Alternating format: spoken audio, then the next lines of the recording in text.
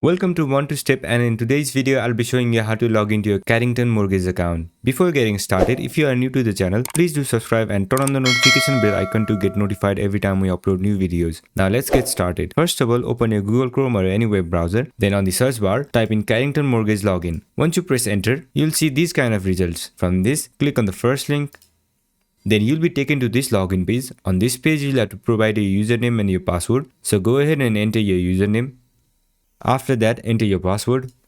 And in case if you don't remember your username, you can click on this link. And if you don't remember your password, you can click on this link to recover it. And if you are new to Carrington, you can click on this link to register for a new account. Once everything is set, make sure you have entered your correct credentials. Then click on the sign in button. Once you click on it, you'll be signed into your account. That's it for this video. I hope this video was helpful, and if it was, don't forget to leave a like, comment and subscribe, and turn on the notification bell icon to get notified every time we upload new videos. And I'll catch you on the next one.